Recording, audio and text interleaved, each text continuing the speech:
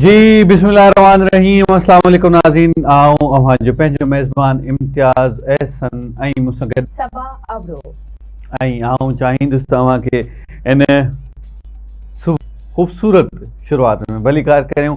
आऊं तहे दिलि सां अवां सभिनी सुहिणनि खे ॾींहुं परॾेह में जेके जेके दोस्त जितां जितां दोस्त ॾिसो पिया असांजे प्रोग्राम खे पसंदि कयो था।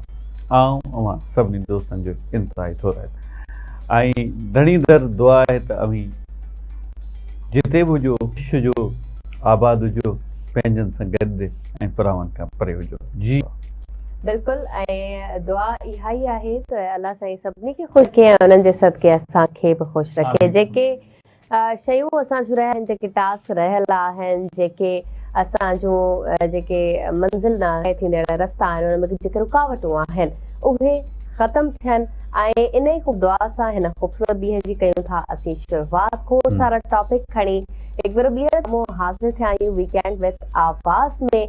उम्मीद कयूं था त तव्हां बस असां गॾु रहंदा हिन टाइम में पूरा 2 कलाक ऐं खोड़ सारा सेगमेंट्स आहिनि, खोड़ सारियूं ॻाल्हियूं जेके तव्हां सां करणियूं आहिनि। पर उन्हनि ॻाल्हियुनि खां पहिरीं जीअं मां शेर जी फरमाइश बि कंदी आहियां, इम्तियाज़ अॼु थोरो घणो पंहिंजी रम्ज़ में न पियो लॻे ऐं जो निंड उन्हनि जी शायदि पूरी न आहे।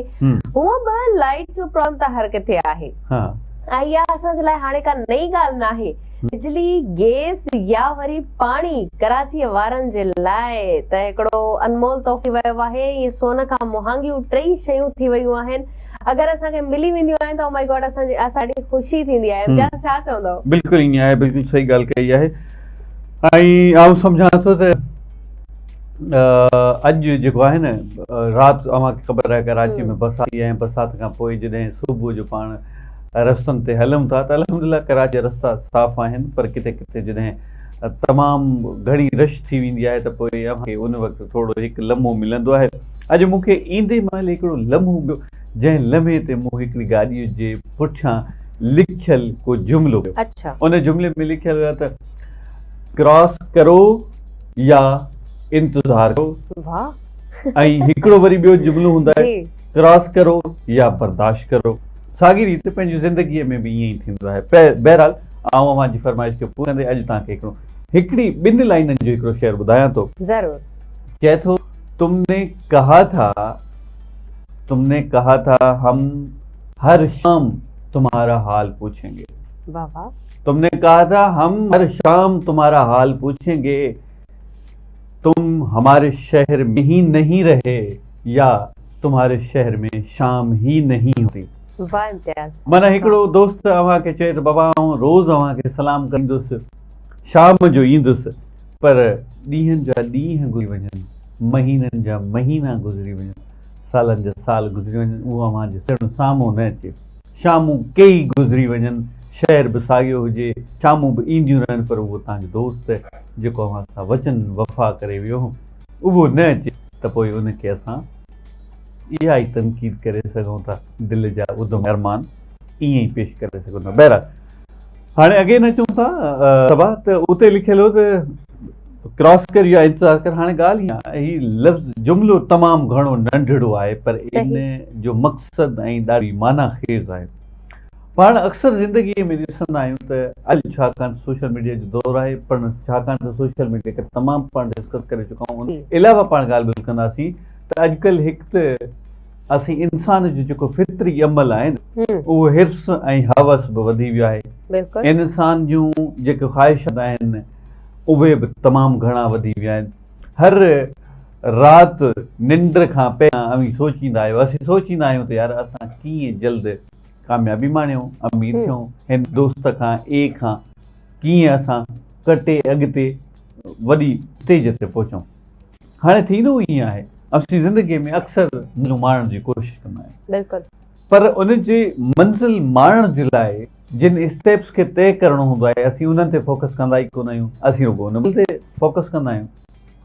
पर हू जेको ॿियो दोस्त असां खां वधीक कामयाबी माणे रहियो हूंदो आहे ज़िंदगी में, पंहिंजूं ख़ुशियूं माणे रहियो हूंदो आहे, उहो उन्हनि स्टेप्स ते फोकस कंदो आहे।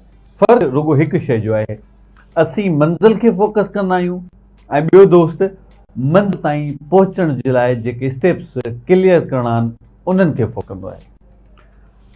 सो कामयाब अल्टीमेटली उहो ई थींदो आहे जेको उन्हनि स्टेप्स खे क्लिक कंदो, छाकाणि त कंहिं बि शइ खे तव्हां पाए तकमील ताईं कामयाब थियणु चाहियो था, ॾिसणु चाहियो था, त पोइ तव्हांखे उन्हनि शयुनि खे आवाज़मात खे ॾिसणो पवंदो।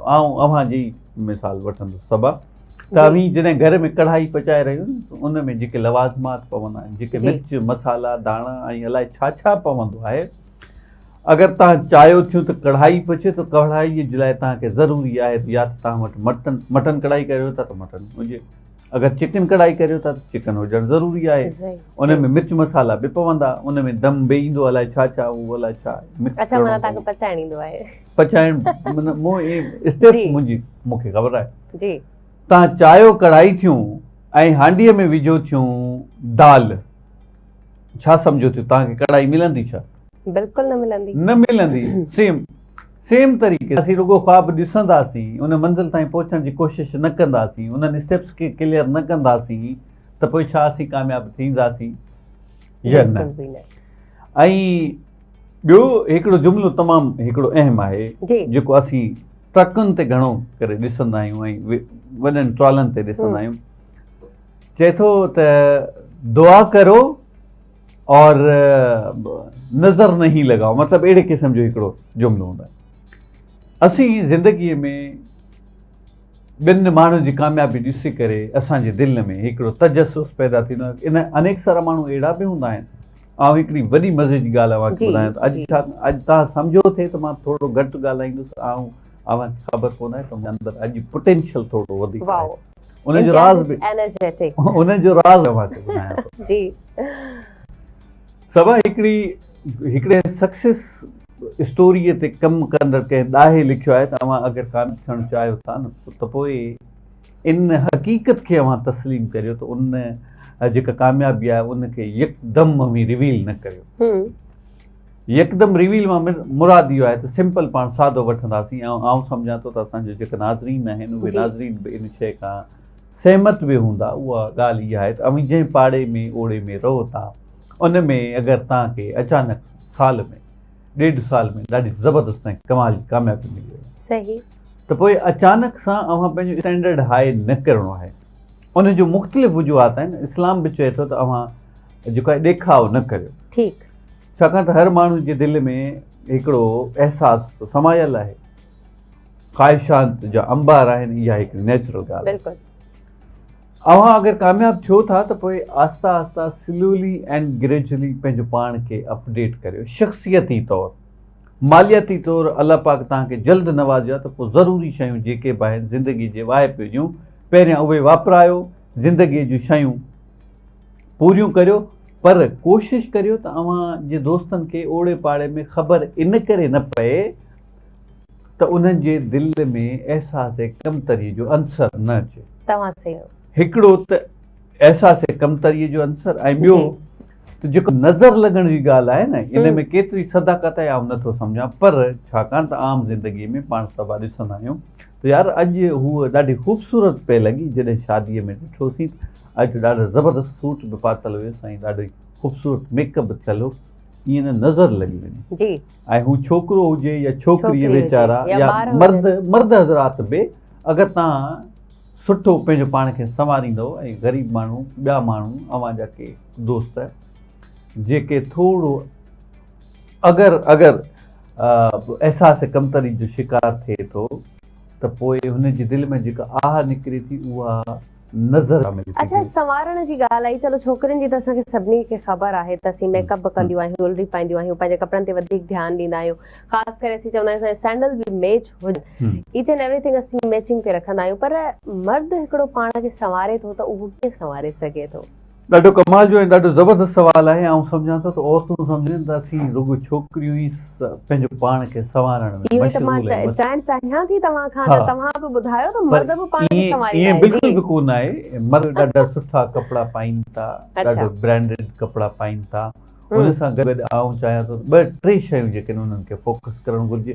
हिकु त तव्हां पंहिंजो शूज़ आहे उहो जेको बि पायो था, जेको बि इस्तेमालु करियो था, उहो ॾाढो कमाल जो हुजणो। उन खां पोइ अव्हांजी जेका ड्रेसिंग आहे, शलवार पायो था या पेंट शर्ट पायो था, त ज़रूरी कोन आहे ब्रांडेड कपिड़ा, पर इहो ज़रूर ख़्यालु करियो त कपिड़ा उहे पायो जेके अव्हां ते ठहनि। सही। उहो ज़रूरी कोन्हे तव्हां मुख़्तलिफ़ शॉपिंग मॉल्स सां वठो, उन खां पोइ अव्हां जी घड़ी अचे थी अॼुकल्ह, छाकाणि त सिर्फ़ु महज़ हिकिड़ो स्टाइल रहिजी वियो आहे, छाकाणि त हिन मोबाइल जे ज़रिए पाण टाइम ॾिसी सघूं था, पर छाकाणि त असांजे सजण ऐं संवरण जो लवाज़मात में इहे सभु शयूं शामिल आहिनि। ॿियो आहे तव्हांजी हेयर स्टाइल जेका आहे, मर्द हज़रात घणा ई इन में तव्हां परेशान थींदियूं सभु आहे। ऐं तव्हांखे ॿुधायां त इलाही सारा माण्हू गंजेपन जे लाइ जे सबबु एहसास कमतरीअ में हलिया, उन्हनि जी ज़िंदगीअ में पोटेंशियल एनर्जी न रही आहे, उन्हनि जी जेके अंदर जी शख़्सियत आहे उहा उजामी वई आहे। यानी कि वक़्त खां अॻु में वारनि जो वञणु इहो आम थी वियो आहे था, ऐं असीं ॾिठो बि आहे। हिकु त आम बि थी वियो आहे, ॿियो त वार जॾहिं अच्छा थियनि त पोइ मर्द जी ख़ूबसूरती वार आहे, सभ खां पहिरीं मर्द जी वार आहे। अगरि वार विखरियल हूंदा, ठहियल न हूंदा, आॾो ॾिसण वारो माण्हू चवंदो त यार ही वारनि खे ई सुलझाए न थिए त ही पंहिंजी ज़िंदगीअ में डिसिप्लिन छा आणींदो हूंदो। बिल्कुलु सही। में हिकिड़ी अगरि मां ॻाल्हि बि एड कयां त इजाज़त कराहे त मर्दनि जी पर्सनैलिटी में 4 चंड जेका शइ लॻाए थी उहा आहे परफ्यूम। अगरि तव्हां किथां घुमी था वञो, कंहिंखे अट्रैक्ट करणु चाहियो था या पंहिंजी पर्सनैलिटी जे हवाले सां तव्हां भले न ॿुधायो, तव्हांजी पर्सनैलिटी उहा खुशबू ॿुधाए थी जितां तव्हां गुज़री वेंदा ऐं माण्हुनि खे ईंदी, ऐं इहा तव्हांजी पर्सनैलिटी में 4 चंड लॻाए थी। ॾाढो ज़बरदस्त जी। मूं असल में सभा खे इहो स्पेस पे ॾिनो त मुंहिंजो त ही सभा बि अॼु ॻाल्हि आहे, छाकाणि त मां सॼो समूह ॻाल्हाईंदुसि त सभा खे वारो कोन मिलंदो। हिते ॾाढी ज़बरदस्त ॻाल्हि मुंहिंजे ज़हन में हुई, उहा तव्हांखे ॿुधायां थो नाज़रीन, अव्हां मुंहिंजी ॻाल्हि सहमत हूंदा। उहो ई आहे त अव्हां जे ख़ानदान में को अहिड़ो नौजवान ज़रूर हूंदो, अहिड़ो मेल, अहिड़ो दोस्त ज़रूर हूंदो जेको परफ्यूम जो ॾाढो शौक़ी हूंदो जी। ऐं बिलख़ुसूस ईद जे ॾींहं ते या शादी काज जे ॾींहं ते पूरो ख़ानदान इकठो थींदो, अलाई परफ्यूम हुन दोस्त वटि मौजूदु आहे, हुन कुतनि खां, सोट खां, मासात खां, मारोट खां वठी अचो यार। अॼु त असां बि थोरो शशको करियूं, परफ्यूम तो मतिलबु ज़रूरी आइटम आहे न, ऐं उहा तव्हांजी शनाख़्त आहे, ऐं परफ्यूम सां अव्हांजी जेका शख़्सियत आहे उन में तमामु घणी खार ईंदी आहे। ऐं हिकिड़ो ॿियो बि पॉइंट आहे, पर बजाए इन जो मां ॻाल्हायां, अॼु पुछंदासीं त हिकिड़ी छोकिरी जॾहिं पंहिंजे वारे खे ॾिसे थी, अज़वाजी ज़िंदगीअ खे ॾिसे थी त हुन जो मौल छा हुजे थो। हिकु छोकिरीअ पंहिंजे घर वारे खे, पंहिंजी हम सफ़र खे कीअं ॾिसणु चाहे थी, इहो पाण सभा खां पुछंदासीं छोकिरीअ खां। उहो इन करे न त इन्हनि खे ख़बर हूंदी, पर बीइंग गर्ल आउं इन्हनि खां पुछणु चाहींदुसि जी, हिकिड़ी छोकिरी छा थी चाहे। जी please. First of all thank you so much, you call me girl, not my. न न माना तव्हांजी ग़लति, तव्हांखे माई चयो कयां यार, ही ऑफ द रिकॉर्ड हर मूंखे चए पे मां माई कोन आहियां। जस्ट किडिंग ये खिल मज़ाक हलंदी रहती। अच्छा, छोकिरी हमेशा पर्सनैलिटी ही मुतासिर कंदी आहे मर्द जी, पर उनजी ड्रेसिंग ऐं वाकई जीअं तव्हां ॿुधायो शूज़, घड़ी ऐं ख़ासि करे परफ्यूम मुतासिर करे थी, त उन मां हूंदी आहे पर्सनैलिटी जी। अच्छा, इहे सभु शयूं त थी वियूं असांखे ॾेखारण लाइ ऐं सिर्फ़ु ॾिसण लाइ, पर मेन पर्सनैलिटी हुजे थी इख़्लाक़, अदब करे छोकिरी जी इज़त करणु, औरत जी इज़त करणु, ऐं इज़त उहो ई कंदा आहिनि जेके सम्झनि था त हा इहो जेको मर्बो आहे, इहो जेको मान आहे असांजे पंहिंजे घर में बि असीं पंहिंजे नियाणियुनि खे ॾियूं था ऐं असांजी सकाफ़त में बि शामिल आहे। सो पहिरीं फर्स्ट ऑफ ऑल ईंदी आहे रिस्पेक्ट, इज़त कयो ऐं इज़त वठो, जो इहो लम्हो, इहे लम्हा फ़िक्र आहे त सोचिजे त अगरि ॿियनि खे ॾींदासीं त ख़ैर असां बि इज़त हासिलु कंदासीं। ख़ैर हिते ॻाल्हियूं त खोड़ सारियूं प्याज़ जूं ॻाल्हियूं ख़तमु न थींदियूं, तंहिं करे मां वठंदमि हिते ब्रेक। वीकेंड विथ आवाज़ में नंढ जो वक़्तु थियो आहे, सो ॿीहर वापसि था अचूं, तव्हां केॾा न वञिजो। जी वेलकम बैक नाज़रीन, हिकिड़ी नई साईअ खां पोइ अव्हां जी ख़िदमत में हाज़िर आहियूं ऐं अमी ॾिसो पिया आवाज़ टीवी जी ख़ूबसूरत स्क्रीन ते ख़ूबसूरत प्रोग्राम वीकेंड विद आवाज़। दोस्तों अॼु मां सम्झां थो त असां वटि ॻाल्हाइण लाइ तमामु घणो कुझु आहे। पाण ज़िंदगीअ में घणो करे नाकाम इन करे थींदा आहियूं जो कामयाबीअ ॾांहुं वधंदड़ क़दम कोन खणंदा आहियूं। साॻी रीति अॼु पाण ॻोठनि जी ज़िंदगीअ में गुज़रंदड़ पंहिंजा ॾींहं यादि कंदासीं। अच्छा, सभा तव्हांखे आउं यादि ॾियारींदुसि। जॾहिं दोस्तो पाण नंढड़ा हूंदा हुआसीं तॾहिं पाण घर खां निकिरी करे पंहिंजनि ॿनियुनि ते बि वेंदा हुआसीं ऐं घर जे भरिसां या ॻोठ में किथे को नाले मां मुराद इहो आहे त पाणीअ मां वहंदड़ हिकिड़ी नाली, अच्छा, जंहिंमें साफ़ शफ़ाफ़ पाणी ईंदो हो। उहो पाणी जेको असांजे ॿनियुनि में छोड़ थींदो हो, छोड़ इन करे थींदो हो त असांजी ॿनियूं सरसब्ज़ थियणो, वोण पचनि, सारियूं पचनि ऐं कणिक पचे। त पोइ पाण नंढपिण में छा कंदा आहिनि, दोस्त मिली करे उन वाह में ऐं उन गुज़रंदड़ हिकु वाहीअ में, जंहिंखे पाण सिंधीअ में पाण चवंदा आहियूं, उन में पाण तरंदा हुआसीं। अच्छा, तड़ करण जो शौक़ु हूंदो, सवली सिंधी थो इस्तेमालु करियां। अॼु त मां व्यंजन तड़ करणु बाबा, अॼु असीं वेंदासीं वाहीअ में ऐं वाह में टपो ॾेई करे असीं एंजॉय कंदासीं, गर्मीअ जी ट्रोड़ जो इलाजु कंदासीं। वाह वाह। पर हिकिड़ी वरी ॿी ॻाल्हि, इन में मज़ो ॾाढो हूंदो, लुत्फ़ हूंदो। माना ही त अहिड़ा लम्हा आहिनि जेके ज़िंदगी में पाण विसारे बि कोन था सघूं न। पंहिंजनि दोस्तनि सां मिली करे ऐं सभु जॾहिं माइट मासात मारोट सभु गॾिबासीं त पोइ इहे ज़हर आहे ज़िंदगीअ जा जो यादूं आहिनि। ऐं हिकिड़ी ॿी यादि अव्हांखे ॿुधायां त अव्हां नंढपिण में मुख़्तलिफ़ माइटनि जे घरनि ते वञी करे दरवाज़ो खड़काए भॼी वञणु। बिल्कुलु, इहो बि हिकिड़ो तरीक़ो आहे। अच्छा, बेल वॼाए करे भॼी वेंदा हुआसीं ऐं कॾहिं कॾहिं त इहो हूंदो त बबल गम जेको खाईंदा हुआसीं उहो चिपकाए करे भॼी वेंदा हुआसीं ताकी इहा बेल वॼंदी रहे। ऐं वरी बचपन जी हिकिड़ी अहिड़ी यादि जेका कंहिंखे मारे भॼी वञणु ऐं पंहिंजे घर भॼी वञणु ऐं अम्मी जे पोयां वञी लिकणु ऐं उनखां पोइ वरी जेकी अम्मीअ जो जेको सटको मिलंदो हुयो पाण खे। बिल्कुलु ईअं आहे। वरी इम्तियाज़ हिकिड़ी ॿी ॻाल्हि मां बचपन जी यादि, उहा मां न भुलंदी। हिकु त असां किरी अचूं ॿाहिरां, साइकिलिंग कंदा हुआसीं या वरी का भॼण वारी गेम खेॾूं, रांदि खेॾूं, उन में किरी बि असां पऊं, धक बि असांखे लॻे, वरी अम्मी मार बि वरी असांखे शरारत न कयो न बाबा, तव्हां ॿार शरारत छो था कयो? शरारती हुया, मां अॼु ताईं शरारती आहियां। हिकिड़ो लफ़्ज़ मूंखे यादि अचे थो, बहरहाल पर अॼु रिआयत करियां त उहो लफ़्ज़ माना हूअं आम माण्हू चवंदा बाबा अव्हांजो ॿार, यार असांजा ॿार तमामु वॾा शैतान ॿार आहिनि यार, ईअं न चवंदा करियो ॿारनि खे, छाकाणि त ॿारनि जे लाइ ॾाढा ज़बरदस्त लफ़्ज़ इस्तेमालु कनि, शरारती पाण इस्तेमालु करे सघूं। अगेन टू द पॉइंट पाण ॻाल्हि करे ॿोल करियूं। ऐं जिते सभा ॻाल्हि कई त कंहिंखे कुटको ॾेई करे भॼी वञनि। ऐं हिकिड़ो आम वरी हिकिड़ी ॿी बि ॻाल्हि, जंहिंखे पाण बेतर हणी भॼी वञनि।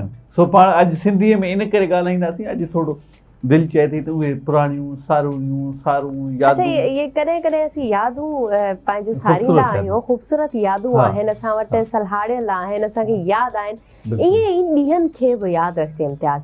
जीअं अॼु जी तारीख़ आहे 25 जुलाई, कुझु ॾींहं सेलिब्रेट कया वञनि था। तव्हां ॿुधाईंदव, बिल्कुलु तव्हां ॿुधाईंदव ऐं इन जो इंट्रो तव्हां खां ई वठंदासीं। पर उन खां पहिरीं मां कुझु ॿुधाइणु चाहियां पई त जंहिं ॾींहं ते तव्हां अचो पिया उन खां पहिरीं कुझु ॾींहं मां बि ॿुधाईंदमि त अॼु नेशनल काउ बॉय डे आहे। काउ बॉय कुझु छोकिरनि खे पसंदि हूंदो आहे, ओड़ियूं हैट्स पाईंदा आहिनि, ओड़ी ड्रेसिंग कंदा आहिनि ऐं ओड़ा शूज़ पाईंदा आहिनि। त अॼु उन्हनि जो बि ॾींहुं सेलिब्रेट कयो वञे थो। गॾोगॾु रेड शूज़ डे सेलिब्रेट कयो वञे थो। जिन खे रेड कलर पसंदि आहे, जॉगर्स पाइनि था, सैंडल्स छोकिरियूं पाइनि थियूं। सो अॼु रेड शूज़ डे बि सेलिब्रेट कयो वञे थो। अच्छा, इन खां अलावा हेल्थ एंड हैप्पीनेस जो ॾींहुं सेलिब्रेट कयो वञे थो। सिहत आहे त ख़ुशी आहे, इहा त सभिनी खे ख़बर आहे। ऐं इन खां पोइ मां तव्हांखे आख़िरी ॾींहुं न ॿुधाईंदमि, जेको मां छॾींदमि इम्तियाज़ ते। त अॼु इम्तियाज़ ख़ूबसूरत ॾींहुं आहे, पंहिंजी जान खे बचाइण जो ॾींहुं आहे। उहो कहिड़ो ॾींहुं आहे? बिल्कुलु ॾाढो सुठो। ऐं मूंखे ख़बर आहे त बाबा सभा उहा ॻाल्हि इन करे न कंदी, छोकिरियुनि जो वरी इन में तजुर्बो घटि रहंदो आहे। असां मर्दनि जो ऐं छोकिरनि जो तजुर्बो घणो रहंदो आहे। दोस्तो, पंहिंजी ज़िंदगीअ में पाण सभु मगन हूंदा आहियूं, मस्तु हूंदा आहियूं, खेॾंदा बि आहियूं। नंढपिण जी ॻाल्हि पियो करियां हाणे, पर उहो ॾींहुं तमामु घणो मायूस कुन हूंदो आहे जॾहिं पाण कंहिं दरिया में तरंदे स्विमिंग कंदे ऐं उन में वेझंदे को दोस्त असां विञाए वेहंदा आहियूं। मतिलबु अनफॉर्चुनेटली बदकिस्मतीअ सां हू ॿुॾी वेंदो आहे ऐं तारा उनखे ॻोल्हींदा आहिनि पर वीचारो मिली न सघंदो आहे। मिलंदो बि आहे त पोइ उहो असांखे डेड बॉडी जी सूरत में सो ॾाढो अफ़सोस थींदो आहे। अॼु उन ई हवाले सां आगाही मुहिम ॾे मल्हायो पियो वञे त बाबा अव्हीं तरो ज़रूरु, वेझो ज़रूरु, मौसम जो मज़ो वठो, स्विमिंग करियो, पर अगरि अव्हीं तारा कोन आहियो त ॿुॾण खां बचाव करियो। ईअं न थिए अलाह न करे अव्हीं इंजॉय कंदे ॿुॾी वञो ऐं अव्हांजी मौत वाक़िअ थिए। अव्हांजा अव्हां कंहिं बि क़ीमती जान खे ज़ाया करे छॾियो, गंवाए छॾियो, पंहिंजी ज़िंदगीअ मां विञाए छॾियो। सो इन करे कोशिशि कंदा करियो। आउं सम्झां थो सबा बि इन शइ खे सम्झंदी हूंदी। ऐं राति छाकाणि त असीं कराची में वेठा आहियूं, राति ॾाढी ज़बरदस्त ऐं बहितरीनु मौसम हुई, उहा इन करे त बरसाति ॾाढी सुठी पई हली ऐं बरसाति में घणा ई माण्हू वेझंदा बि आहिनि। ऐं गर्मीअ जो मौसम आहे, घणा माण्हू तरण जो शौक़ु बि रखंदा आहिनि, स्विमिंग जो शौक़ु बि रखंदा आहिनि। इन करे आउं चाहींदुसि पाणी ख़ूबसूरत हुजे थो, पाणीअ जूं छोलियूं ख़ूबसूरत हुजनि थियूं, पाणीअ जे छोलियुनि खे ॾिसण जा मंज़र कमाल जा हुजनि था, दिलियुनि खे अखियुनि खे छुहनि था। अव्हीं सोचंदा आहियो त हीअ जेके समुंड जूं छोलियूं, लहरूं, वहकिरा हिकु किनारे खां ॿिए किनारे ते वञनि था ऐं उनजो जेको आवाज़ु आहे उहो छा तव्हांजे कननि में गूंजंदो आहे, पुराणियूं यादूं ॾियारींदो आहे। ऐं ख़ासि तौर ते जेके ग़मगीन दोस्त हूंदा आहिनि उहे त वरी समुंड ते वेही करे छोलियुनि जो मज़ो वठंदा आहिनि, मज़ो माणींदा आहिनि, पंहिंजी ज़िंदगी जा कुझु पल सुकून में गुज़ारींदा आहिनि। बिल्कुलु तव्हां सही चयो। 25 जुलाई हिकु अहिड़ो ॾींहुं बि सेलिब्रेट कयो वञे थो जेको आगाही मुहिम जंहिंजे वसीले सां हलाई वञे थी ऐं ख़ासि करे WHO बि इन जी आगाही ॾिए थो। छो त हीउ ॾींहुं अहिड़ो आहे त हर कोई स्विमिंग करणु चाहींदो आहे पर हर कोई स्विमर न आहे हूंदो। वर्ल्ड ड्राइनिंग डे सेलिब्रेट कयो वञे थो त कोई ॿुॾण खां कीअं बचे। ज़ाहिर आहे असां वटि स्विमर्स मौजूदु आहिनि। असां वटि पाकिस्तान में, सिंध में क्लासिस ॾिनियूं वञनि थियूं, ॿारनि खे स्विमिंग सेखारी वञे थी। वॾा वॾा स्कूल्स इहे क्लासिस कराईंदा आहिनि कंडक्ट, त जीअं असांजा ॿार स्विमिंग सिखी सघनि। स्विमिंग जो हिकिड़ो तरीक़ो हुजे थो। समुंड में स्विमिंग जो अलॻि तरीक़ो हूंदो आहे ऐं दरिया में स्विमिंग जो या वरी स्विमिंग पूल्स में स्विमिंग जो तरीक़ो अलॻि हुजे थो। पर हर कंहिंखे पंहिंजी जान बचाइण जो को न को तरीक़ो सिखणु खपे त जीअं असांखे पाणी ॿोड़े त असीं उन खां कीअं बची सघूं था। ज़ाहिर आहे पाणी हिकु तरफ़ सुठो आहे त ॿिए तरफ़ ख़तरनाक बि आहे ऐं इंसान पंहिंजी जान जी हिफ़ाज़त करे त कीअं करे। अहिड़ी सिचुएशन कॾहिं बि ख़ुदा न ख़्वास्ता कंहिंसां थी सघे थी, कोई टैंकी में फासी सघे थो। असांजा केतिरा ई ॿार असीं न्यूज़ में बि ॾिसंदा आहियूं त टैंकी में ॿुॾी फौत थी वेंदा आहिनि। गॾोगॾु सैलाबी सूरत जेका असीं फेस कंदा रहिया आहियूं ऐं अलाह न करे इन फ्यूचर कॾहिं बि को अहिड़ो हादसो पेश अचे थो त असां पंहिंजे लाइ एहतियात कीअं इख़्तियार करे सघूं था। जीअं हिन वक़्तु लाहौर जी सूरत हाल आहे, माण्हू केतिरा ई उते बि ॿुॾी फौत थी विया आहिनि। जीअं सैलाबी रेला अचनि था, लैंड स्लाइडिंग्स थियनि थियूं, इन में माण्हू पंहिंजी हिफ़ाज़त कीअं कनि। ख़ासि करे जॾहिं समुंड में असीं समुंड ॾांहुं घुमणु वञूं था, असांजा ॿार, असांजा जेके बि माण्हू आहिनि ऐं वरी जेके मच्छूं फासाइण वेंदा आहिनि, इम्तियाज़ तव्हां ॾिठो हूंदो त उन्हनि जूं ॿेड़ियूं ऊंधियूं थी वेंदियूं आहिनि। उहो कंहिंखे स्विमिंग न बि अचे थी त उहो पंहिंजी हिफ़ाज़त कीअं करे। अॼु उहो ॾींहुं सेलिब्रेट कयो वञे थो त कीअं आगाही ॾिजे ऐं स्विमिंग छो सिखणु खपे। मां तव्हांखे ॿुधाईंदी वञा त हिन ॾींहं में क़ौमी ॾींहं खे हिन ॾींहं जो दर्जो ॾिनो वियो आहे ऐं गॾोगॾु इन हवाले सां WHO चवे थो त क्लासिस वठो ऐं अगरि तव्हां क्लासिस नथा वठी सघो त प्लीज़ कंहिंखां आगाही ज़रूरु वठो। अगरि तव्हां कंहिं बि ऊने पाणीअ में लहो था, वञो था त प्लीज़ एहतियात ज़रूरी आहे। उहो एहतियात कीअं कजे उहे तव्हांखे सेखारींदा स्विमर्स। बिल्कुलु ईअं आहे।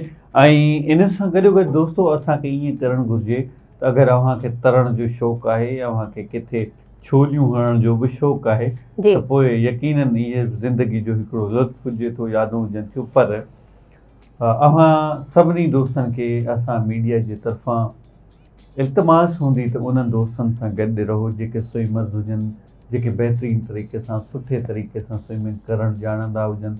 अगरि अव्हांखे शौक़ु बि आहे त पोइ तव्हां किनारे ते ई रहो, अंदरि न वञो, ताकी असां पंहिंजी ज़िंदगी बचाए सघूं। ऐं हिकिड़ी बिलख़ुसूस सभा, जीअं तव्हां थोरी देरि पहिरियों ॻाल्हि कई त असांजे घरनि में टंकियूं लॻल हुजनि थियूं, पर पाण छाकाणि त कराचीअ में रहूं था त कराचीअ में वरी हर घर में 2 टंकियूं लॻल हूंदियूं आहिनि, हिकु त हेठि घर जे दरवाज़े सां गॾु ऐं हिकु वरी मथे।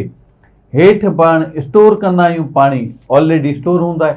मथे वरी इन करे हूंदो आहे त जेको कंज़प्शन थिए, कप पाणी कंज़्यूम थिए, त पोइ असां वटि ऑलरेडी हेठि वारी टंकी में उहो पाणी मौजूदु हुजे, एमरजेंसी जी सूरत में मथे पाण चढ़ाए वरी इस्तेमालु करे सघूं। अनफॉर्चुनेटली रिसेंटली असांजे पाड़े में ई हिकिड़ो वाक़ियो पेश आयो त किथे को दोस्त पंहिंजो घर पे ठारायो ऐं घर ठाराइण दौरान उनखे पाणी इस्तेमालु करण जे लाइ उनखे 2-3 पाइप लॻाइणा हेठि टंकीअ में।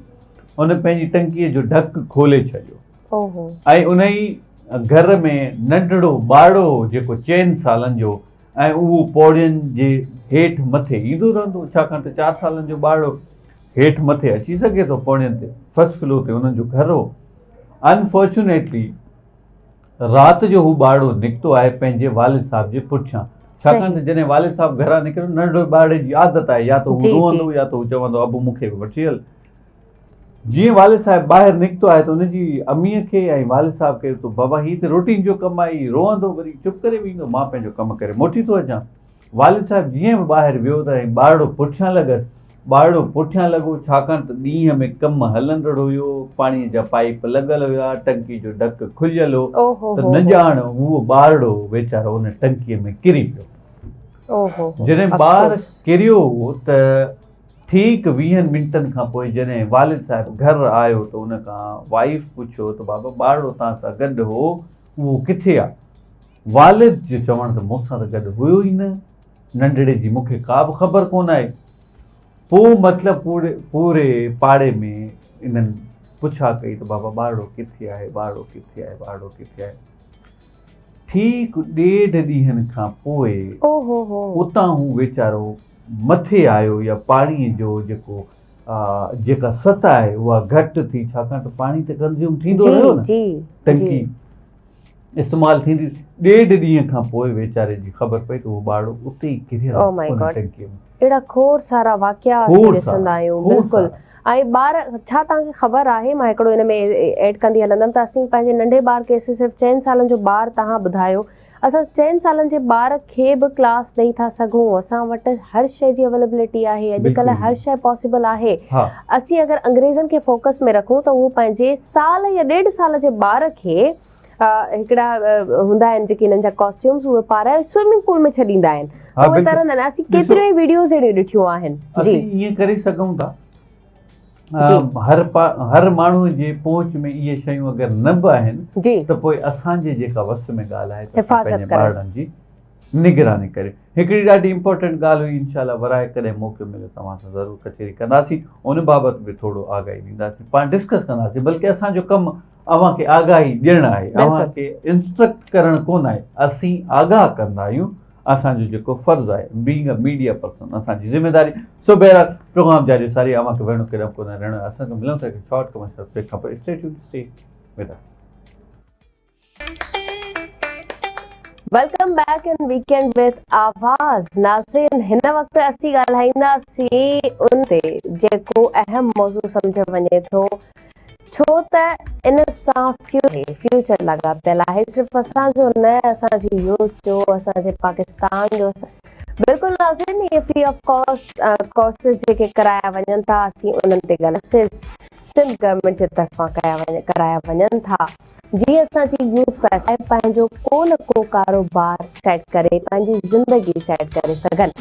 इहे गवर्नमेंट ऐं पाकिस्तान गवर्नमेंट जे तरफ़ां कुझु कोर्स कया वञनि था, जीअं असांजो पाकिस्तान डिजिटलाइज़ेशन ऐं असांजा जेके नौजवान आहिनि उहे कुझु न कुझु सिखी पंहिंजो बिज़नेस शुरू कनि, ऑनलाइन कमु कनि। ऐं ही कोर्सेस बि ऑनलाइन आहिनि, कुझु तव्हां क्लासिस में वञी करे सघो था, पर आहे ऑफ कॉस्ट। जीअं CCTV कैमरा टेक्नीशियन कोर्स बि करायो आहे, इहो बि फ्री आहे, फ्री ऑफ कॉस्ट आहे। गॾो गॾु मां तव्हांखे ॿुधाईंदी हलंदमि मेटा पाकिस्तान जे तरफ़ां पूरा 1000 कोर्स वञनि था ऐं इहे बि फ्री ऑफ कॉस्ट आहिनि। अचो ऐं पाण खे डिजिटल मार्केटिंग ॾांहुं वठी अचो, डिजिटल मार्केटिंग कोर्सेस करे, ऑनलाइन कोर्सेस करे जेके फ्री ऑफ कॉस्ट आहिनि ऐं तव्हां बहितर बणाए सघो था। केतिरा ज़रूरी आहिनि, छो ज़रूरी आहे सिखण या वरी डिजिटल कोर्सेस करण, इहो असीं पंहिंजे एक्सपर्ट खां पुछंदासीं जिन असांखे हिन वक़्तु जॉइन कयो आहे। इम्तियाज़, तव्हां उन्हनि जो इंट्रो करायो प्लीज़। जी नाज़रीन, आउं सम्झां थो त अॼुकल्ह सोशल मीडिया ऐं AI जो ज़ोर आहे। फेडरल गवर्नमेंट जी तरफ़ां ख़ासि बिलख़ुसूस मेटा जी तरफ़ां AI टूल्स जी फ्री ट्रेनिंग ॾिनी वञे पई स्मॉल एंड मीडियम इंडस्ट्रीज़ खे। तक़रीबन 1000 स्मॉल एंड मीडियम असां वटि IT एक्सपर्ट मौजूद हैं वीडियो कॉल के जरिए। उन पर वेलकम करना सी डॉक्टर इमरान बटाडा साहब हमारे साथ मौजूद हैं। सर, वेलकम करते हैं आपको। Thank you very much sir, thank you for having me. Sir Imran साहब, आपको बहुत शुक्रिया कीमती टाइम देने के लिए। हमें ये ज़रूर बताइएगा कि मेटा के ज़रिए AI के फ्री टूल्स ट्रेनिंग दी जा रही हैं तकरीबन 1000 SMEs को। ये कदम कैसा देखते हैं, आपका क्या तज्जिया होगा प्लीज़? नहीं देखिए, मेरा ख्याल है that's the fantastic initiative and अगर मैं अपनी बात करूं और इस बात को थोड़ा सा मैं स्टैट्स के साथ टाइड अप करूं तो अगर आपने देखा है कि पाकिस्तान के फ्रीलांसर्स ने लास्ट 1 ईयर के अंदर अराउंड 1.8 बिलियन दिया है।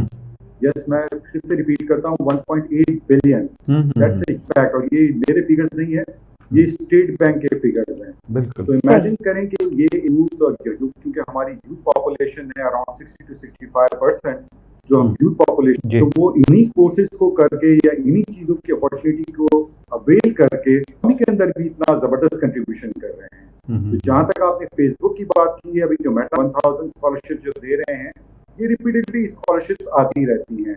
The other day I sign with Google as well, ठीक है, हमने अपनी यूनिवर्सिटी में भी साइन किया था और गूगल ने साइन किया। I am handling the papla platform as well as the president. हमने वहाँ उस प्लेटफॉर्म को गूगल की भी ट्रेनिंग्स प्रोवाइड की। तो ये बड़ी जबरदस्त किस्म की अपॉर्चुनिटी हमारे youth and they all should basically avail that. अगर आप नोटिस करें तो अभी राइट नाउ मैं जो आपसे बात, वो मैं बात भी अपनी एक सेशन में कर रहा हूँ जहाँ पे आपको जो सारे पीछे स्टूडेंट्स नजर आ रहे हैं, ये डिजिटल मार्केटिंग के स्टूडेंट्स हैं। एंड आप बिलीव करें, ये वो लोग ये छोटा छोटा कंट्रीब्यूशन कर रहे हैं और ये छोटा छोटा कंट्रीब्यूशन जो है वो आज $1.8 बिलियन तक पहुंच गया है। और जिस तरह से अगर हम करते रहे, मेरा ख्याल है support from all the fronts, तो मुझे लगता है कि नेक्स्ट ईयर इंशाल्लाह ये फिगर मिलियन से क्रॉस कर लेंगे इंशाल्लाह। डॉक्टर इमरान साहब, ये बताएं कि क्या ये प्रोग्राम उन लोगों के लिए भी यूजफुल होगा जो अभी बिगनर है इन वर्ड इन डिजिटल मीडिया? जी जी बिल्कुल बिल्कुल। देखिए, अब ये दौर है जी, तो स्किल्स के दौर में अगर आप 3 to 4 मंथ्स और 6 मंथ्स किसी एक स्किल सेट पे काम कर लेते हैं तो आप बिलीव करें वो सिर्फ और सिर्फ आपकी नहीं करेगा, आपकी पूरी फैमिली की लाइफ चेंज कर देगा, ठीक है। बट सिर्फ और सिर्फ शर्त ये कि उसमें फिर आपने एफर्ट्स लगाने हैं, टाइम देना है, ठीक है। मेरे पास एक्स नंबर ऑफ केसेस जिसमें पता चला एक इंडिविजुअल की लाइफ नहीं, उसने पूरी की पूरी अपनी फैमिली की लाइफ चेंज कर दी है। इसकी सबसे बड़ी वजह यह है कि आजकल आफ्टर कोविड जिस तरीके से रिमोट एरिया या रिमोट जॉब्स मिल रही है आपको, ठीक है, ये अपॉर्चुनिटी पाकिस्तान में पहले कभी नहीं थी। तो ये बड़ी जबरदस्त किस्म की अपॉर्चुनिटी जो है अभी अवेलेबल है। एंड एज यू सेड लोग भी इसके अंदर आ सकते हैं। मैं आपको बताता हूँ ये यूथ कौन यूथ है। ये मेजॉरिटी यूथ जो है इनकी 18 से 24-25 है जो कि फ्रीलांसर्स हैं, जिसमें से बहुत ऐसे हैं जिन्होंने सिर्फ इंटरमीडिएट किया है और एक स्किल सेट के ऊपर काम कर रहे हैं, ठीक है। And what they are doing wonders. अच्छा डॉक्टर साहब, मुझे ये भी बताइए स्मॉल मीडियम इंडस्ट्रीज को कितना फायदा होगा और आप क्या समझते हैं? गवर्नमेंट मुझे लगता है इस साल से बड़ी संजीदगी से IT कंपनी को ले रही हैं और उनको फैसिलिटेट करना चाह रही हैं, आप क्या कहते हैं? नहीं, इसमें मैं I really would like to give credit to the government as well. जब ये बजट आ रहा था तो उस वक्त बिल्कुल बात हो रही थी कि ये फ्रीलांसर्स के ऊपर कुछ टैक्स लगना चाहिए, तो हमने पूरी कोशिश की और I am very glad to say that कि गवर्नमेंट ने हमारी बात को सुना। और देखा जाए तो अगर मैं और आप जब यहाँ पे पाकिस्तान में जॉब करते हैं तो अगर हम 1,00,000 रुपए कमा रहे हैं तो अराउंड 35% हम टैक्स दे रहे हैं। और अगर ये फ्रीलांसर $1,000-1,500 कम और अपनी कंट्री में ला रहे हैं तो ये सिर्फ 0.25% टैक्स दे रहे हैं। क्रेडिट किसको देना चाहूंगा इसमें? मैं क्रेडिट गवर्नमेंट को देना चाहूंगा कि they know the importance of this field as well, और they are basically providing free courses to government. सारी initiatives by the way I am engaged with the government with different capacities as well। बहुत सारी local government में भी अगर आपके provisional schemes भी available हैं तो skills develop कर रही हैं स्टूडेंट्स की, कैंडिडेट्स की, पार्टिसिपेंट्स की, और साथ साथ फेडरल लेवल पे देखें तो वहाँ भी बहुत सारी स्कीम्स हैं। तो अब इनको अंदाजा हो गया रिगार्डलेस किसी की भी हुकूमत हो कि अगर हमने इसका बेनिफिट उठाना है तो इस यूथ को हम करना है। देखिए अब वो पॉसिबल नहीं है कि ये इस यूथ को जो कि बहुत से इसका साइज बढ़ता चला जा रहा है, और मैं आपको बड़ा इंटरेस्टिंग सा स्टैट्स आपको देता हूँ। जेन ज़ी, अभी जो हमारे पास यूथ आ रहा है उससे ज्यादा जेन ज़ी से ज्यादा जनरेशन के लोग हैं। तो जस्ट इमेजिन हम कितनी यंग पॉपुलेटेड कंट्री हैं, तो उनको अभी देनी है इसी स्किल सेट्स के साथ ही देनी होगी, ठीक है, क्योंकि हर स्टूडेंट पाकिस्तान के अंदर हायर एजुकेशन की तरफ नहीं जाता। अगर मैं इसके भी आपसे स्टैट्स तो अराउंड 10 to 11% लोग जो हैं वो सिर्फ और सिर्फ हायर एजुकेशन की तरफ जाते हैं, लोग नहीं जा पाते। तो उनके लिए हमें क्या करने की जरूरत है? एज ए नेशन हमें इन्हीं किस्म की चीज देने की जरूरत है, so that they can basically take the full opportunity, they can avail the full opportunity. सही। डॉक्टर इमरान साहब, इस वक्त आप IOBM से कनेक्ट हैं, वहाँ पे पढ़ा रहे हैं और सिखा रहे हैं AI और IT। क्या समझते हैं कि उनकी तरफ से भी हमें ये कोर्सेज फ्री ऑफ कॉस्ट मिलते रहे? कंपनीज कितना फैसिलिटेट, यूथ कितना आगे बढ़ सकती है, और कितनी जरूरत और ज्यादा है हमें? ये आपका बड़ा अच्छा क्वेश्चन है, और मैं इस प्लेटफॉर्म के थोड़ा सा ऐड करता चलूं जी कि IOB engaged है गवर्नमेंट की डिफरेंट स्कीम्स के साथ, और वो स्कीम्स हैं जिस स्टूडेंट्स को कोई पैसे देने की जरूरत नहीं है, ठीक है, और वो स्टूडेंट्स आके कंप्लीटली फ्री ऑफ कॉस्ट में पाकिस्तान के वेल नोन इंस्टीट्यूट के पढ़ सकते हैं। प्लस अगर वो सर्टिफिकेशन पास करते हैं तो उसकी सर्टिफिकेशन से भी गवर्नमेंट ऑफ पाकिस्तान देगी। तो ये ऑलरेडी चल रही स्कीम्स, इसका नाम है NABTEC के नाम से। तो जो लिसनर सुन रहे हैं वो NABTEC की वेबसाइट पे जाके आप स्टडी कर सकते हैं, और आप कराची में, पाकिस्तान में कहीं भी मौजूद हैं, ये पूरे पाकि ये कोर्सेज ऑफर होते हैं, ठीक है। तो government as I said that कि गवर्नमेंट ने भी बड़ा सीरियसली लिया, और काफी इस साल के जिस बजट में भी हम आ गए हैं, नेक्स्ट ईयर के बजट में हम आ गए हैं जुलाई से, तो इस पे भी उन्होंने स्कीम्स रखी हुई हैं जो कि मुझे लगता है कि फ्रीलांसर्स को या फिर ये जो लोग हैं फील्ड में आना चाह रहे हैं, कुछ करना चाह रहे हैं, जो बहुत सारे लोग ऐसे होते हैं जो होते हैं, ठीक है, बहुत सारी फीमेल्स होती हैं जो कहती हैं सर हमारे पास परमिशन नहीं है, हम घर से बाहर नहीं जा, उनके लिए भी ये आइडियल अपॉर्चुनिटी है, बिकॉज वो घर पे बैठ के ये सारा काम कर। बिल्कुल ठीक। अच्छा डॉक्टर इमरान साहब, बीइंग एन IT एक्सपर्ट, आप क्या समझते हैं इंडस्ट्री को बूम करने के लिए, बूस्ट करने के लिए ऐसे कौन से फैक्टर्स हैं जिन इम्प्रूव करने की बहुत जरूरत है? अच्छा देखिए, इसमें ना अक्सर मैं हर एक बात जरूर करता हूँ, और वो बात ये है कि पाकिस्तान जो है ना, अगर हम IT इंडस्ट्री को सर्विस बेस्ड इंडस्ट्री है, ठीक है, तो हम सर्विस बेस्ड इंडस्ट्री से जब तक प्रोडक्ट में कन्वर्ट नहीं करेंगे अपने आप को, हमारे पास कोई यूनिकॉर्न्स नहीं है। तो क्या मतलब होता है? यूनिकॉर्न का मतलब होता है $1 बिलियन कंपनी। तो वो उसी सूरत में हमारे पास प्रोडक्ट्स होंगी। तो अगर आप ये AI का दौर है तो हमें चाहिए कि वैसे इसमें गवर्नमेंट इनिशिएटिव्स दें किन चीजों का, so that they can basically product as well, ठीक है। ये थोड़ा सा लॉन्गर प्रोसेस जरूर होता है इसके ऊपर काम करना। मुझे लगता है कि ये हमारा विजन होना चाहिए, और हमें फ्यूचर में इसकी तरफ बिल्कुल ठीक है। अच्छा इमरान साहब, स्टूडेंट्स का क्या नतीजा देखते हैं, दिलचस्पी रखते हैं, और बाज़ औक़ात तो स्टूडेंट्स ये भी समझते हैं कि यार अगर ये कोर्सेज समझाए जा रहे हैं, सिखाए जा रहे हैं, उन पे रिलाय नहीं, स्टूडेंट्स का क्या रिस्पॉन्स होता है इस तरह के इनिशिएटिव के ऊपर? देखिए, इसमें दो तरह के आपके दो इस कोशिश को मैं दो। इमरान साहब, मैं चाहूंगा कि आप एक तफसीली जवाब हम सुने, यहाँ पे लेंगे एक छोटा सा ब्रेक के बाद दोबारा वापस आते हैं। जी, आप हमारे साथ कनेक्ट रहिएगा। नाज़रीन, वठूं था नंढड़ो ब्रेक ऐं वरी पे वापस था अचूं।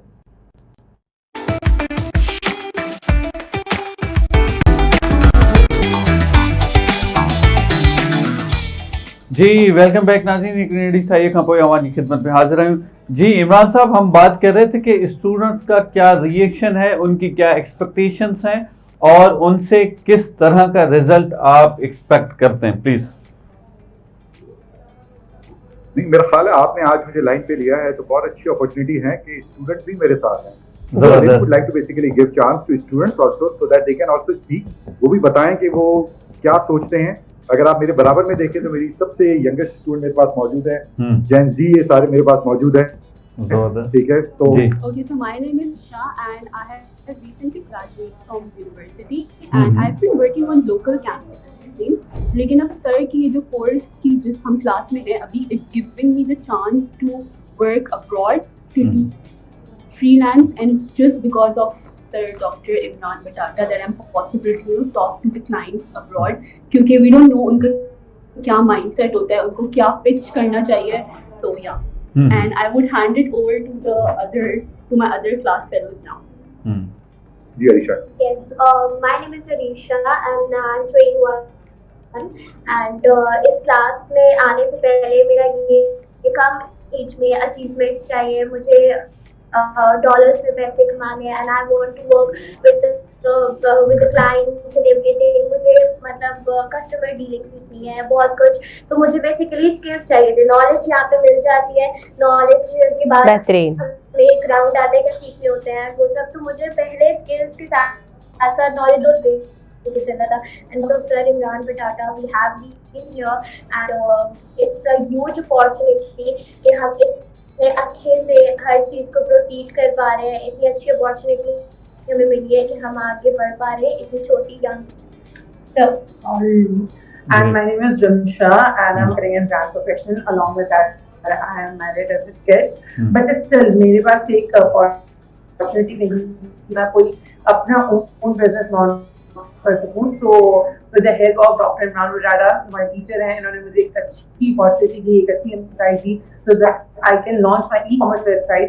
आपको पता है कि अभी पाकिस्तान में even international कितना ज़्यादा जो है कर रहा है e-commerce, और उसकी लर्निंग हमें यहाँ इस क्लास से मिल रही है, उसकी स्किल्स मिल रही हैं। उसके साथ साथ और दूसरी स्किल्स है हमारे पास, पावर बीआई से लेके हमारा जो है मेटा एड वगैरह सारा, तो सारी जो स्किल्स है ना वो कंप्लीट पैकेज है for that. So that's a good thing. Yeah.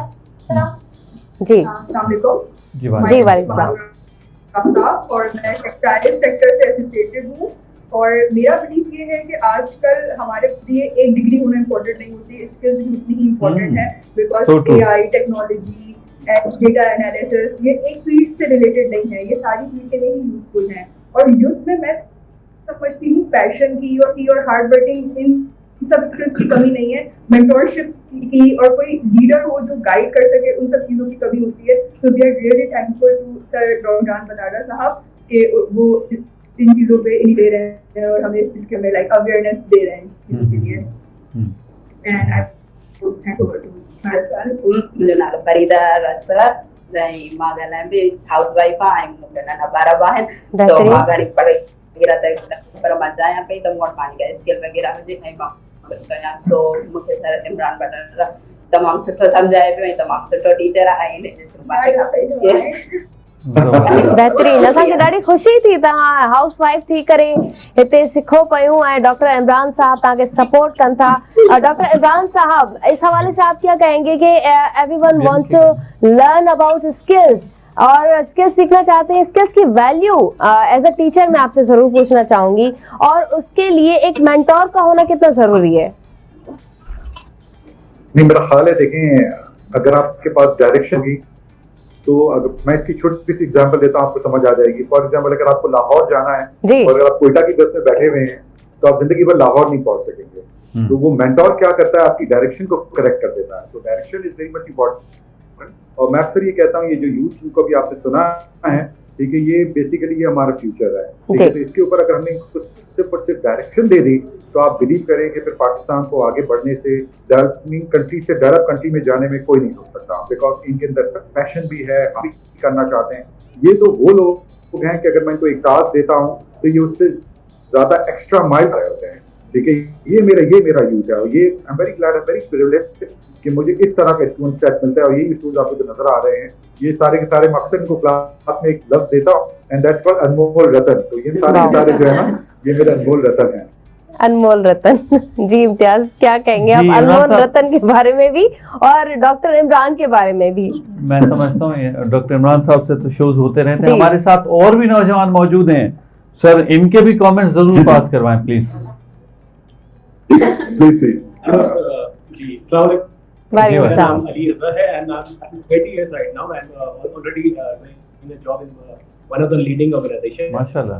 जैसे कि आपको मालूम है कि टेक्नोलॉजी विद टाइम बढ़ती जा रही है और उसके अंदर एआई ने भी अपना इसमें पर्दा किया। तो ये जो भी कोर्स है, जब अभी इस कोर्स के अंदर इनरोल है, सो उसके अंदर सिर्फ सर हमें कोर्स नहीं पढ़ा रहे, उसके अलावा कोर्स को किस तरह से हम अपनी जॉब के अंदर उसको किस तरह से हमें यूज करना है। लाइक डाटा एनालिटिक्स का बहुत यूज आ चुका है। जैसे मैं मार्केटिंग से ताल्लुक रखता हूँ तो तमाम स्टैट्स के लिए डाटा एनालिटिक्स के ऊपर फिगर्स को किस तरह से अपने कंपनी के अंदर बॉसेस के सामने प्रेजेंटेशन के पेश करना, तो ये तमाम चीजों में सर बड़े हेल्पफुल हमें साबित हुए। इवन दो सिर्फ कोर्स के लिए नहीं, उसके अलावा सीपीएम के थ्रू थिंक प्लेटफॉर्म से सर अपने डिफरेंट प्लेटफॉर्म के ये चेयरमैन है पैपला के, सो डिफरेंट डायनामिक्स में सर हमें हेल्प आउट कर रहे हैं किस तरीके से सिर्फ जॉब पे रहते हुए नहीं, उसके अलावा भी हम अपनी पैसिव इनकम को किस तरह से मेंटेन कर सकते, एस्टैब्लिश कर सकते हैं। सो ये जो जिस कोर्स में हम तमाम लोग इनरोल हैं तो ये बड़ा हेल्पफुल साबित हुआ है हमारे। अच्छा इमरान साहब, आप क्या समझते हैं कि बच्चों में कौन से ऐसी वीकनेसेस हैं, वीकनेसेस तो नहीं कहेंगे हम, वो एरियाज ऑफ इम्प्रूवमेंट हैं जिन पे नजरसानी की जरूरत है? अच्छा देखिए, मैं कहता हूँ कि ये आपका बड़ा अच्छा क्वेश्चन है और मैं अक्सर एक स्टूडेंट को भी कहता हूँ कि एक स्किल जो है ना वो बड़ी इंपॉर्टेंट है और वो स्किल्स ऐसी स्किल्स हैं जो आपको हर फील्ड में रिक्वायर्ड होगी। आप रिमोट जॉब करने जाएं तो भी रिक्वायर्ड होगी, आप किसी जगह भी रिक्वायर्ड होगी। That's basically called communication skills. ठीक है, तो कम्युनिकेशन स्किल्स अगर आपकी सही नहीं है, और ये वो स्किल्स है जो वक्त के साथ साथ अगर आप इस पर एफर्ट्स करते हैं तो इंप्रूव हो जाती है। ठीक है, ये कोई भी देखा जाए तो पैदा होते ही सीख के नहीं आता। तो ये अगर कम्युनिकेशन स्किल्स जो है, मैं अक्सर कहता हूँ कि वो अगर आपकी इंप्रूव है तो फिर आप बहुत अच्छा काम कर सकते हैं। तो खाली होता है ना कि मुझे स्किल्स आ गई है, that's not gonna be enough. आपको उस स्किल्स को सेल करना भी आना चाहिए। उस सेल करने के लिए आप इन स्किल्स, आपके अंदर कॉन्फिडेंस वो होना बड़ा जरूरी है। मैं अक्सर इतने स्टूडेंट्स को कहता हूँ कि आप अपने ऊपर तो कॉन्फिडेंस रखें। अगर आप अपने ऊपर कॉन्फिडेंस रखेंगे तो लोग आपके ऊपर कॉन्फिडेंस रखेंगे। अगर मेरा खुद का ही कॉन्फिडेंस सही नहीं होगा तो मुझ पर कौन कॉन्फिडेंस करेगा? कम्युनिकेशन स्किल्स हैं, कॉन्फिडेंस है, ये सब चीजें जो है बड़ी इंपॉर्टेंट है। फ्रीलांसिंग वर्ल्ड के लिए भी इंपॉर्टेंट है और आप मेरा हाल कम्युनिकेशन ही है जिसकी वजह से शायद आपने मुझे खुलाया है, जिसकी वजह से आप इस पे बैठे हुए। ठीक है, तो ये कम्युनिकेशन स्किल्स जो है मेरा हाल है। और मैं अक्सर स्टूडेंट्स को ये कहता हूँ कि if you really would like to become the global leader तो आपको डिफरेंट लैंग्वेजेस भी आनी चाहिए। अगर आप कहते हैं सिर्फ मुझे एक लैंग्वेज आती है, दो लैंग्वेज आती है, आप लोग हिंदी में बात करते हैं, बिलीव करें मुझे बिल्कुल भी अच्छा नहीं लगता मुझे लैंग्वेज नहीं आ रही है। अरे would like to learn that language. अक्सर ये होता है कि जब ये स्कूल में पढ़ाई जा रही थी तो मैं तो से आगे ही नहीं निकला। ठीक है, तो मुझे सीखनी चाहिए थी। बड़ी जबरदस्त प्यारी लैंग्वेज है। ठीक है, तो लैंग्वेज में ग्लोबल लीडर, आपको पास लोकल लैंग्वेजेस भी आनी चाहिए और आपको मल्टीपल लैंग्वेजेस ग्लोबली आनी चाहिए। फॉर एग्जाम्पल आप कहते हैं मुझे मिडिल ईस्ट में जाना है तो अरेबिक अगर आपको आती है तो आपके लिए बड़ा आसान हो जाएगा। यूरोप की बात करते हैं तो यूरोप में तो हर कंट्री अपनी डिफरेंट लैंग्वेज बोल रहा है। ठीक है, अगर वो लैंग्वेज के ऊपर आपके पास है, ठीक है, तो आपको बड़ा फायदा हो जाएगा। तो communication skills gonna be the मेरी लिस्ट में नंबर 1 जो होगा दैट कम्युनिकेशन है। सही। डॉक्टर इमरान साहब, आखिर में आपसे जरूर ये सवाल करना चाहूंगी क्योंकि आजकल डिजिटल मार्केटिंग का दौर है, क्यों सीखें बच्चे? What is the value of digital marketing in this time? Your opinion please. हाँ, अच्छा क्वेश्चन है। देखें, आज घर से स्टूडियो तक आई होंगी तो कोई ऐसा बिजनेस आपको नहीं मिला होगा जो सोशल मीडिया पे ना हो जी। ठीक है, एक बेकरी वाला है, वो भी पता चला व्हाट्सएप का ग्रुप बना के बैठा हुआ है, उसका भी सोशल मीडिया पेज है। और मत में जाते ना के पास ये।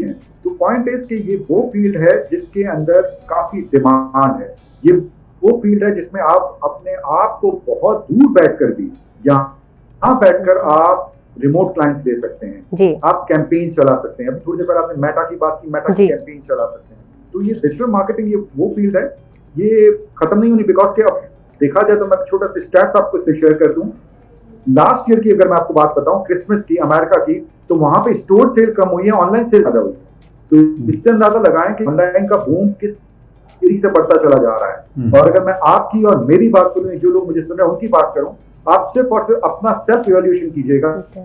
तो जो लास्ट 1 ईयर में आपने शॉपिंग की है ऑनलाइन, 1 साल आपने उससे ज्यादा की, ठीक है। तो ऑनलाइन का ट्रेंड तो बहुत तेजी से बढ़ता चला जा रहा है, ठीक है। और बहुत सारे, इसलिए मैं अक्सर कहता हूँ कि जो मेरे बच्चे आपको नजर आ रहे हैं यहाँ पे, अगर ये छोटा सा बिजनेस भी स्टार्ट कर देते हैं तो मुझे कोई सरप्राइज नहीं होता, कोई $400 कोई $500 आफ्टर फ्यू वीक्स ही कमाना शुरू कर देता है। इसकी वजह है कि वो एक समंदर है, उस समंदर में से $400-500 कमाना कोई बड़ी चीज नहीं है। बट पाकिस्तान के अंदर $500 का यहाँ का 1.5 लाख रुपए बन जाते हैं। Good income for the family. Thank you so much doctor Imran Batada, and thank you all जो आप लोगों ने हमसे बात की, अपने ओपिनियन शेयर किए।